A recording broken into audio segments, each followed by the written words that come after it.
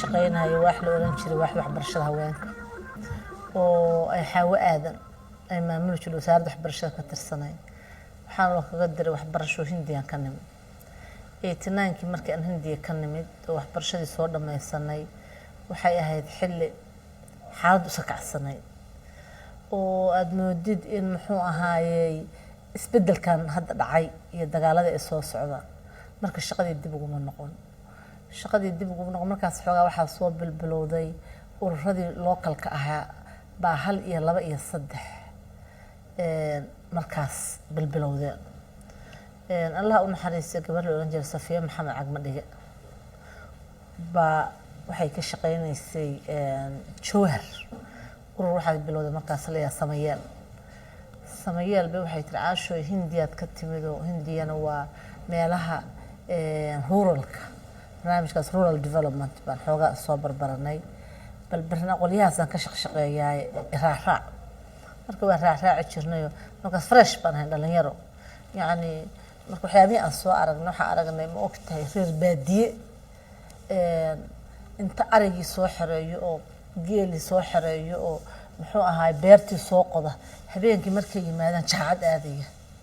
yani waxyaab labay ahayd waxa aragnay qoryihii laga soo xamaali jiro firewoodkii ay ka soo qaadi jireen haweenka iyo duurka ka soo qaadi jireen oo inta la yimaado god yar oo qoran oo ashuun camal ah hal qori la gelinayo caaw dhan dabka waxa lagu karsanayo marka niyada waxa iska waxaas aad dadkaas barti oo muxuu ahaay kanaalkiyo marahaya meel dheer oo annagu aan biyaha inta ka soo qaadna dhabarka haweenka ay ku soo qaadi jireen Jowhar iyo Balcad waa garanaysaa ay imaan jirtay ayadoo biyihii wado xaabadii wado wixii wado guriga imaan jirtay markaas ka bacdi inta karanaysa marka waxa aysan bal waxaas in kanaalka yarka inta la soo leexiyo luuq yar oo amoodid majaroor sa inta loo soo xiliyo gurigooda agtiis bayb lagu xirayo waxa waxyaabahaas dad kala shaqaysid anoo markaan shaqadii ku noqono saas ay tahay baa waxa bilowday dagaaladii bas marka waxay ahayd markaas haddana waxaan rabay inaan reer yeesho oo muxuu ahaay nolosh markaas aan bilaabano oo waxaan galay diyaar garow markaas aroos baan galay diyaar garow waad garanaysaa reerkoodii waa la diyaarinaya aqalkii dhalinyaro la ahaa nolosh waagaas waa isbedeshay waxa gabadha haddaan hotel la geynin oo muxuu arooskeed hotel la geynin waxay ahayd yani gabadha loo tumin aan caadi ma ahayn marka waxa way hawlahaas aan ka fakarayno walwal waxa nagu hayay waxa guriga la dhigay kugu hayay waxa walwal kugu hayay yani public appearance-gaas walwal kugu hayay marka hawshaas aan ku mashquulsanayn waa soo dhamaatay maalintii Axad bay waxay ahayd maalintii aqalgalkayga anoo marka xilliga la ii soo mariyay oo ku maqan oo ay ahayd muxuu ahaayay Axadii oo 5 saac meelahaas ay ahayd baa meeshii xilliga la iigu marinay waxaan arkay xabada dhacdhacay cuntooyin karsan yihiin hoteeladii bukin garaysan yihiin wixii oo dhan diyaarsan yihiin baxbadihii dhaceen xabadihii markay dhaceen baa iska soo baxan markaan soo baxno guriga nimidba kala carar iyo kala orod iyo xabado iyo waxaas marka baawur yar baan watay markaas wiil qaylinaya walaalay lacagtan kaala Madiina iige kaala lacagtan iiqa wala lacag cash ba waagas guriyaha la gashan jiray lacagtii aan u qaaday wiilka lacagtii marka aan u qaaday waa kala xirnay gurigayga marka gurigayga aan Madiina degi lahayn caaw baan lacagtii u geeyay reerkayga aan ka tagay iyo gurigayga aan ku soo noqon lahaa iyo baawurka waa kala xirnay aniga meeshaas ku go'doonkii baan joognay meeshaas iska joognay odayguna markaas wuxuu ahaa dhakhtar buu ahaa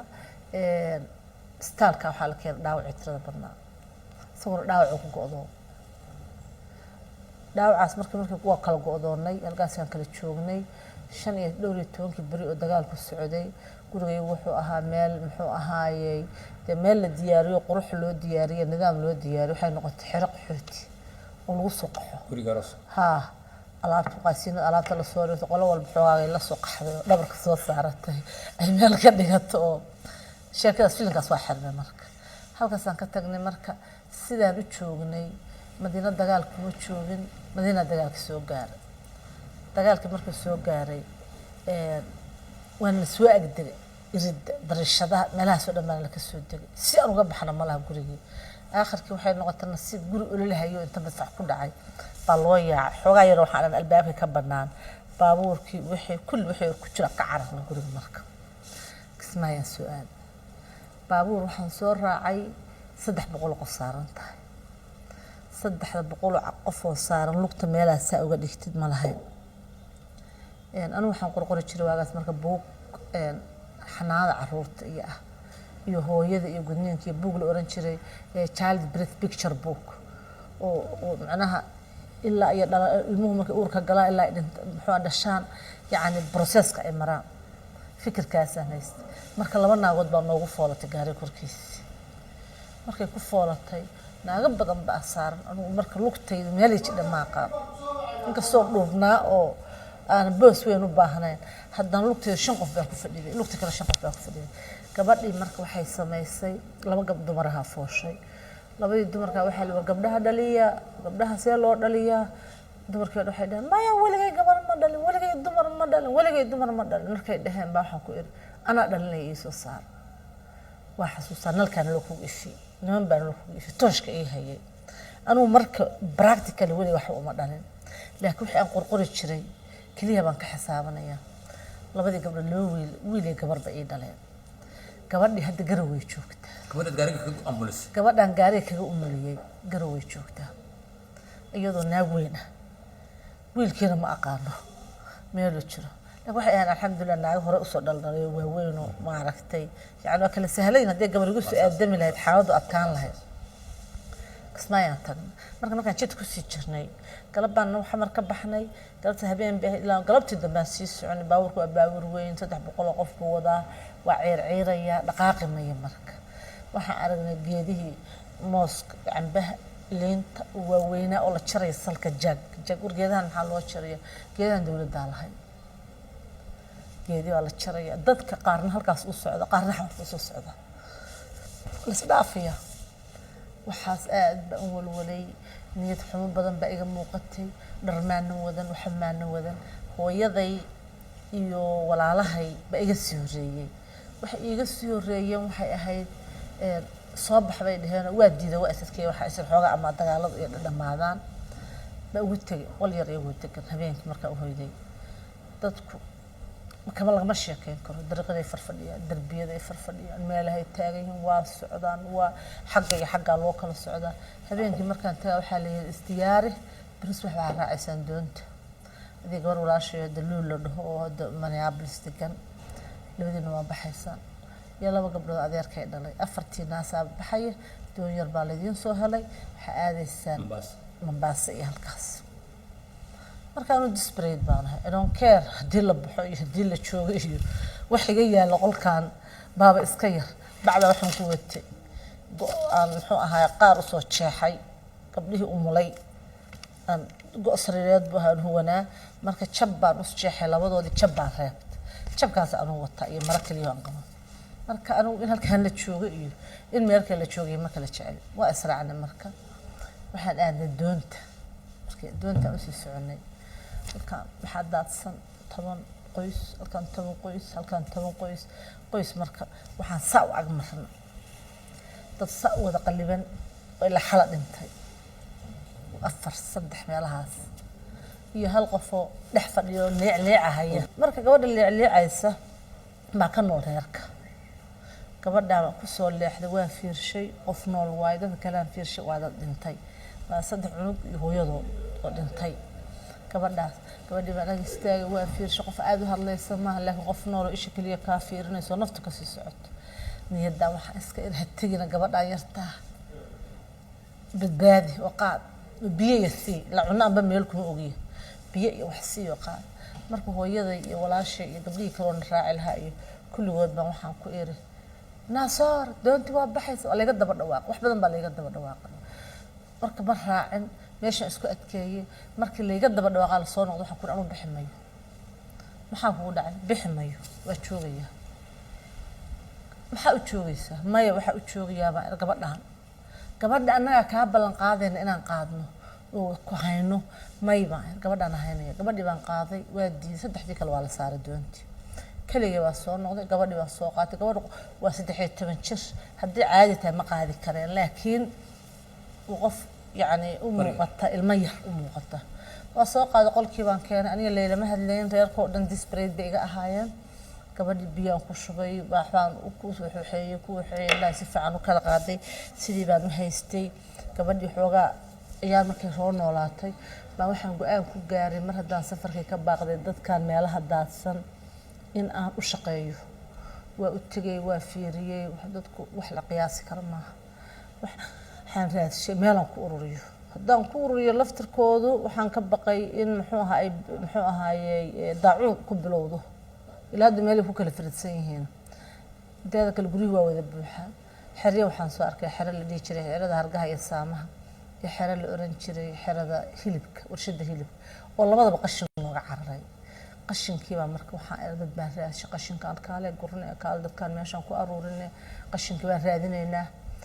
marka anugu katiinad kaliyahan qabo tiinadayda dad u baad waxay goynaysaa $100 iyo meelahaas ah ilaa marka wax la gurayo baabuur baa u baahan qashinka qaada dadkii wixii qaada hooyaday baan ka bariyay waxaan ku hooyo waxa ay siisaa adiguna wax iigu dar marka waxa la sir gabadha midda dagaaladii wax u dhimeena waa la iigu daray xoogaa waa la iigu daray nin hadda professor Maxamed Sheekh la dhaho hadda jooga jaacad wax ka dhigi jiray oo jooga London aad baan ugu mahadcelinayaa ninkaas markaas arkaba ninkaas iyo waxa ay raacay 10 kale ba yani xoogaa si dareenkayga kale taqaatay waa gurnay meeshii baan xaaqnay waa nadiifinay dadka laftirkoodan kii xoog badan soo kaal meeshaan la xaq meel baa idin geeyeen meeshii baan xaaqnay ilaa in sunbaaba meesha ilaa hargaa sunbaa la marshaan waqti camar iyo waxaas meeshii aan dadka ku soo aroornay waxaasna kale wal maxamed haysan hoos kaliya ha tagaan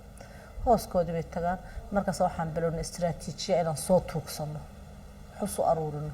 baan qaadanay waxaan tagnaa dukaamada bakhaarada meelaha suuqyada qof baa koombe misgaan noogu shubo qof baa koombe galley noogu shubo isku darnaa waxaas dhan isku soo shiidnaa digsi baan ku waxaynaa waxaan markaan arkay aabe naagtiis iyo carruurtiis cunada ka dafahayo marka anaga waxaan haynaa ma deeqaan labadaba waxaan sanaana ilmaha yarkaasi niman odayaal awalba anagu nimanka xooga dagaaladii jiraan maana soo kaxaysan nimankii dhalinyarada odayaasha ahaa baahaw inta soo dhacunugood biyo aanaan siinay naga xooga annaguna xoog ma lihin adoo halkaasan meeshaas ku asaasnay 4,000 oo qoys bay noo noqdeen waa the first feeding center in Soomaaliya xoolo umaanahay waxba umaanahay waxa u soo baran masaajidii baan waag hore xal jiray hooyada iyo waxa la jiray gabadhaadii dagaaladii ku soo waalatay laakiin markii dambe inaan waalayna iska muxuu ahaayay nahay emotional noqonay baa la arkay dadka waxay nisiin jireen soo badanay markaan digsi karsan jirnay 2 baan ka dhignay 3 baan ka dhignay 4 baan ka dhignay dadkii baa noo batay 45 qof oo shaqaalahan helay oo hawladeena qaar baa hadda UNICEF iyo hay'adaha ka shaqeeya dadkii waagaas la shaqeynay waa u kala qaybinay 2 shift baan ka dhignay galin hore iyo galin dambe qaar baa galinka dambe jooga dadkii ugu yaraan cunno badan yaan u hayn muxuu mushaalidaasna waa siinaa lacagna ma banaqaan hay'adana ma naqaan ay cid aan wax ka fiican ma ban jiraanba annaga waxaan haynaa dhowr bilood markaan adigu 6 bilood meelaha seenay dad baa ku maqlaya ma ogta dad baa picture naga qaaday dad baa na maqlay hay'ada UNICEF oo markaas magaca UNICEF wadan iyo UNHCR baa muxuu iyaguna magacyadooda wadan laakiin magac kale ku socday baa masawirada iyaga wata noo yimid maalin waxbay naga qorqoreen bilka bacdi waxaan loo keenay food rations waxaan loo keenay dry food waxaan loo keenay bustayaal waxaan loo keenay musqulaan loo dhisay waxaan loo awal baaya taayaan bari jirnay waxba sameyn jirnay musqulaan loo dhisay meesha heer sare noqotay 400 oo qoys waa taqaanaa marka 4,000 oo qoys bay noqdeen waa taqaanaa dadka marka wax la bilaabo meel walba buul baan laga xidhisayaa meelo kalaas sameysmay meel mar gabadhaydii amaantaas haysan nuurta la oran jiray gabadhaydii way weynaatay way fiicnaatay waxay ka mid noqotay shaqaalaha meesha reerkooda ay sheegtay odaga iyo mid in lagu soo dilay jidka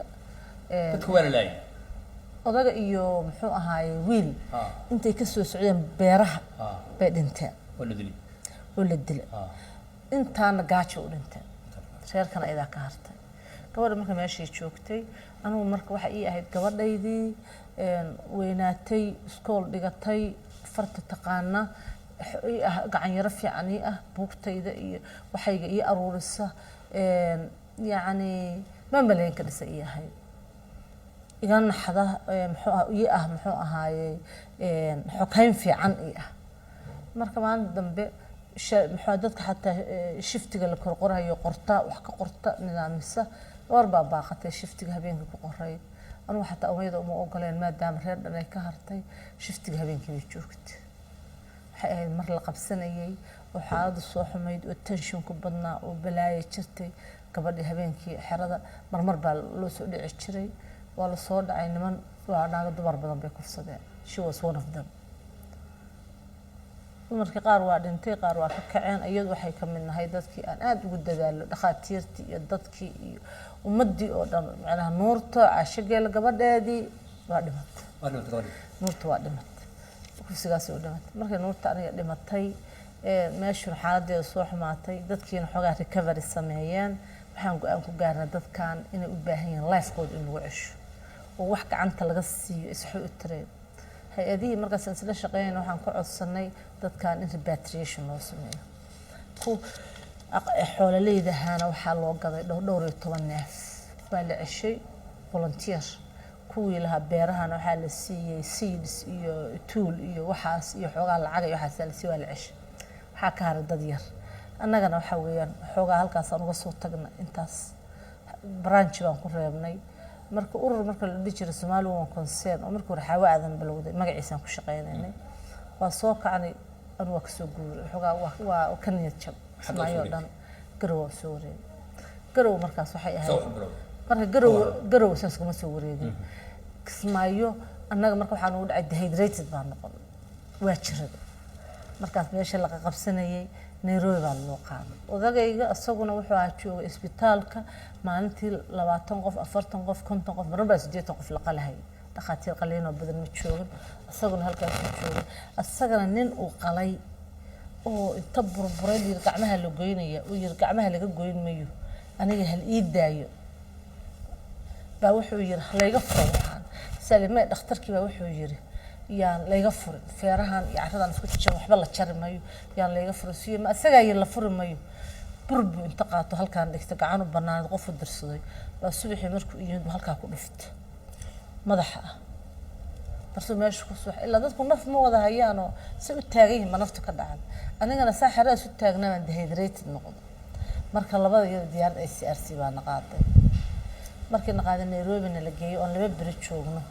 shan bil wax ka yar baa waxa la dagaalka saliid baa bilowday oo intaas oo dhaawacaha joogtay waxa loo baahay dhakhtar saasa dhakhtarka loo soo qaaday goboladan waligay marka ma imaan ka kaciya iskuulka ka baxay ka kaca ka sii tagay saan u soo gudbay saasaan garow